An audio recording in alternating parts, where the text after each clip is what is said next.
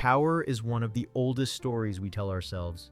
It's the promise that control can bring peace, that if we just hold enough of it, the chaos will finally stop. But Game of Thrones shows us something different. It's not a story about who wins power. It's a story about how power wins us. Every ruler in Westeros believes they'll be the one who can hold the throne without losing themselves. Robert, Cersei, Daenerys, each of them starts with conviction and ends with corruption. Because in this world, power doesn't serve people. People serve power. And what's so fascinating about Game of Thrones is that it uses the throne as a mirror, a symbol of how the pursuit of power turns even the purest intentions into obsession. Robert fights for freedom, only to become the same kind of king he overthrew. Stannis kills for destiny. Cersei rules for love. Daenerys burns for justice. Each of them begins with a purpose and ends with a story about how purpose becomes poison. And we've seen this pattern before. Walter White in Breaking Bad, Logan Roy in Succession, Michael Corleone in The Godfather. They all start believing that power will give them freedom, but it only builds a prison around their ego. Because power doesn't corrupt suddenly. It corrodes slowly, convincing you that this time you can control it. In Game of Thrones, no one truly conquers the throne, because the throne doesn't reward ambition, it exposes it. And in the end, it doesn't matter who sits on it, it only matters that the throne always wins. To understand why, we first need to understand what power really means, and how Game of Thrones redefines it. In Game of Thrones, power isn't just about ruling a kingdom, it's about ruling a story. At its core, power is the illusion of control. It's the belief that if you can command people, armies, or outcomes, you can finally command yourself. That if you sit high enough, nothing beneath you can touch you. It's a promise that the world will make sense if you're the one holding the sword, the crown, or the title. But underneath that illusion, power is really about validation. It's not just control, it's proof. Proof that your life mattered, that your suffering meant something, that your name will echo after you're gone. It's the most seductive form of self-worth because it convinces you that fear equals respect and obedience equals love. The show treats that idea like a trap, because the moment someone believes they've earned control, they start to lose it. Robert Baratheon wins the throne, but victory empties him. The fight gave him purpose, but the crown gives him nothing. He's a man who conquered his story only to realize he has nothing left to write. Cersei believes love can coexist with control, but the more she protects her power, the more she isolates herself. And Daenerys, who begins as a symbol of freedom, becomes enslaved to her own prophecy, convinced that her destiny justifies every fire she lights. That's what makes power so dangerous in this story. It doesn't corrupt instantly. It corrodes slowly. It replaces meaning with maintenance. Instead of asking, "Who am I?" characters start asking, "How do I keep this?" And that's not unique to Westeros. Every story about power, from Breaking Bad to Succession, reveals the same truth. That power doesn't give you control, it gives you dependency. Walter White, Logan Roy, Daenerys Targaryen, they're all chasing the same high, the feeling of being untouchable. But power doesn't protect them, it isolates them. Even Michael Corleone in The Godfather says, "It's not personal, it's strictly business." But that's the lie every powerful person tells themselves, because power is always personal. It's the story we use to explain why we deserve to be obeyed. Because the secret is, power doesn't create peace, it creates performance. And every person who reaches for it becomes an actor in a play they can't stop performing, even after it's destroyed them. So when Varys says, "Power resides where men believe it resides," he's not just describing politics. He's describing a delusion. The human need to believe we can shape the world, when all we're really doing is trying not to be shaped by it.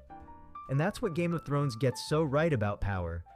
It isn't about good versus evil, it's about the slow erosion of self. Because in the end, power in Westeros isn't a tool, it's a performance. It feeds on fear, loyalty, and illusion until nothing real is left. Power in this world is never something you hold. It's something that holds you. Every story about power begins with a promise. The promise that this time will be different, that this ruler will be wiser, kinder, stronger. But in Game of Thrones, the moment someone reaches for the Iron Throne, that promise begins to rot. Because in this world, the pursuit of power isn't a ladder, it's a loop. And every player ends up exactly where the last one fell. Robert Baratheon's story begins where everyone else's ends. He already won. He took the throne, claimed the crown, and ended the war. But when we meet him in Season 1, he's not a king at all. He's a man broken by victory. The crown has made him soft, angry, and bored. In one of his most honest moments, Robert admits that being king has given him everything except happiness. The rebellion gave him purpose. The throne gave him nothing. He drowns in drink and nostalgia, trying to remember why winning ever mattered. And in the end, the warrior who once killed a king dies hunting a boar, killed not by an enemy, but by his own decay. Because when your identity is built on conquest, peace feels like defeat. Stannis Baratheon is what happens when conviction turns into obsession. From the moment he follows Melisandre, he believes his destiny is written in flame, that he's chosen to bring order to chaos. But as his army starves in Season 5, faith becomes the only thing he has left to feed. In one of the show's most harrowing scenes, he sacrifices his daughter, Shireen, believing the gods will reward his devotion.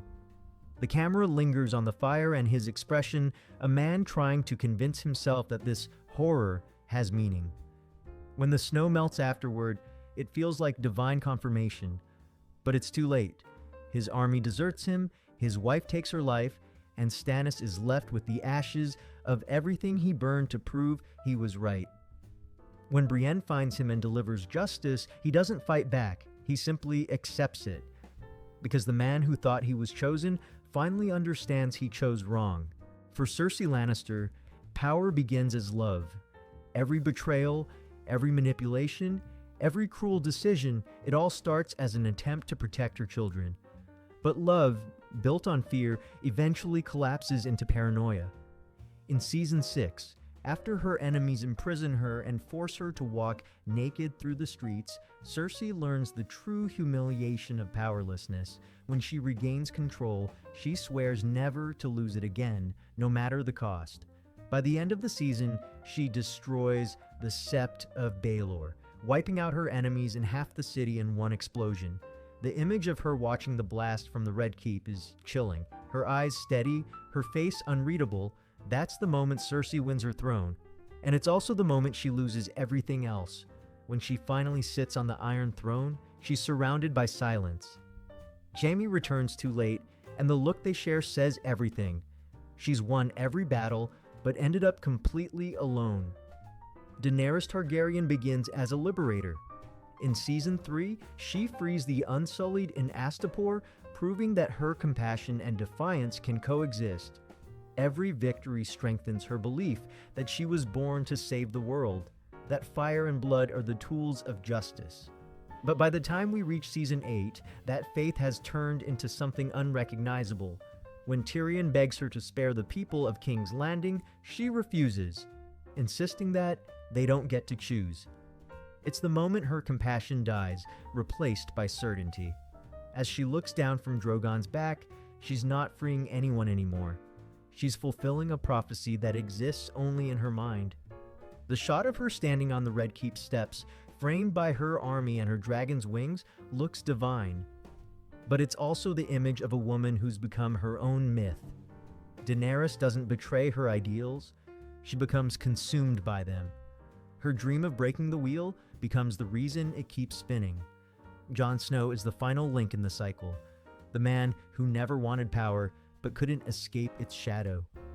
Throughout the series, he's defined by duty. He gives up his family, his freedom, and eventually his life, always choosing what's right over what's easy. When he finally kills Daenerys in the finale, it's not a moment of heroism, it's exhaustion. He's not slaying a tyrant, he's ending a story that refuses to die. Jon's tragedy is that even in doing the right thing, he becomes part of the same pattern, another person forced to trade peace for principle. His final scene, walking beyond the wall with Ghost, is quiet, almost anticlimactic. But that's what makes it powerful.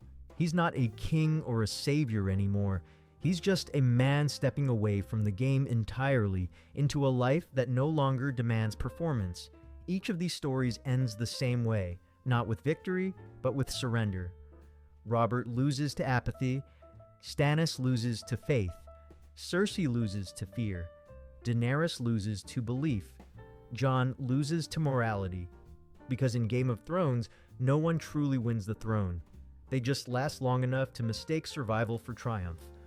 Power takes what it needs, then moves on, leaving behind the ruins of people who thought they could hold it. And maybe that's the cruelest truth the show reveals. That power doesn't destroy the worst of us. It destroys the ones who think they're doing the right thing. Now, we zoom out. Why does power do this to people? Why does it turn purpose into obsession and victory into loss? Because power promises freedom, but creates dependence. It tells you that if you can control others, you'll finally control yourself. It feeds on ego, insecurity, and fear, until it becomes the only thing keeping you standing. And once you taste it, you start mistaking the feeling of being obeyed for the feeling of being loved. Power convinces you that loyalty must be earned through domination, that fear is more reliable than affection, that if people are afraid to lose you, they'll never leave you. But fear doesn't build connection, it builds cages. Every ruler in Game of Thrones falls into the same trap. Robert wants to feel alive again, so he surrounds himself with noise and wine. Cersei wants safety, so she builds a fortress of fear. Daenerys wants justice, so she burns anyone who reminds her of her past. They're all searching for something internal through something external, a crown, a title, a name that will outlast them. That's why power feels so intoxicating. It feeds the ego while quietly starving the self. It tells you that if you keep control, you'll stay whole. But control is never enough. There's always another rival, another threat, another voice reminding you how fragile it all is. And slowly, the line between purpose and obsession disappears. Stannis convinces himself that cruelty is duty. Cersei convinces herself that manipulation is love. Daenerys convinces herself that destruction is mercy. Each of them starts with intention and ends with justification. And this isn't just a story about Westeros. In Breaking Bad, Walter White tells himself he cooks meth for his family.